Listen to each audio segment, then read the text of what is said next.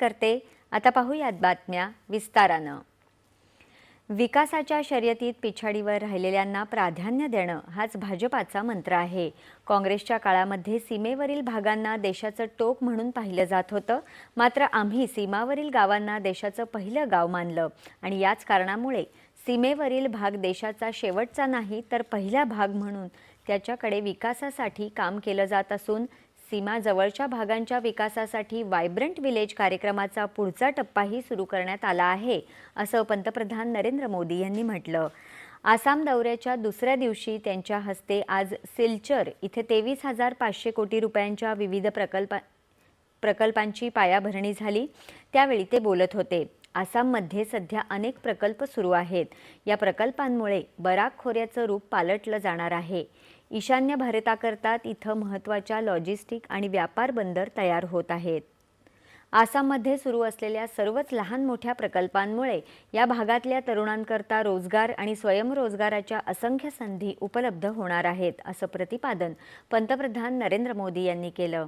विकासाच्या शर्यतीत मागे राहिलेल्या भागांना प्राधान्य देणं हाच आमचा मंत्र आहे, असं ते म्हणाले। घाटी का गेटवे कहा जाता है। यहां इतनी विविधता को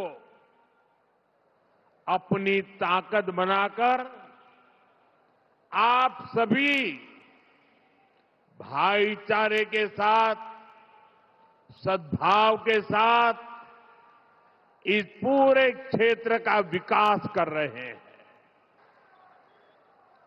यह नॉर्थ ईस्ट का पहला एक्सेस कंट्रोल हाई स्पीड कॉरिडोर होगा।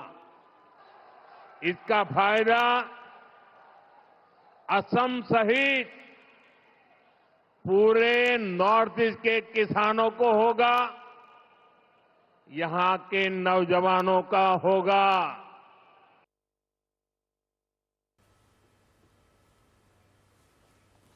काँग्रेस पक्षानं ईशान्य भारताला त्यांच्या नशिबावर सोडून दिलं होतं।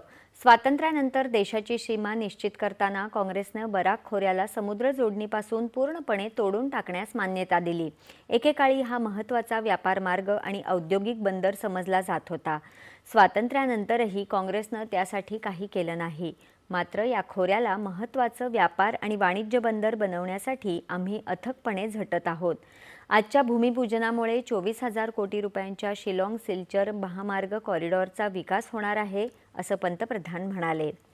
बराक खोरं हे आता फक्त शेतीसाठी नाही तर कृषी, शिक्षण आणि संशोधनासाठीही ओळखलं जाणार आहे। पथरकंडी इथे बराक खोऱ्यातील पहिल्या कृषी महाविद्यालयाच्या बांधकामाला आजपासून सुरुवात झाली आहे।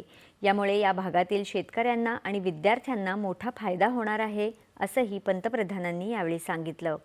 सिलचर दौऱ्यानंतर पंतप्रधान आज पश्चिम बंगाल दौऱ्यावर जाणार असून कोलकाता इथे त्यांच्या हस्ते 18,680 कोटी रुपयांपेक्षा जास्त किमतीच्या विविध विकास प्रकल्पांचं लोकार्पण आणि भूमिपूजन होणार आहे। यात सुमारे 16,990 कोटी रुपयांच्या रस्ते प्रकल्पांचाही समावेश आहे। तसंच हल्दिया डॉक कॉम्प्लेक्सचं आधुनिकीकरण, पुरुलिया ते दिल्ली नव्या एक्सप्रेस ट्रेन आणि अमृत स्टेशन योजनेअंतर्गत विकसित केलेल्या काही आधुनिक रेल्वे स्थानकांचं उद्घाटनही पंतप्रधान करतील। या सर्व कार्यक्रमांनंतर ते एका जाहीर सभेलाही संबोधित करणार आहेत।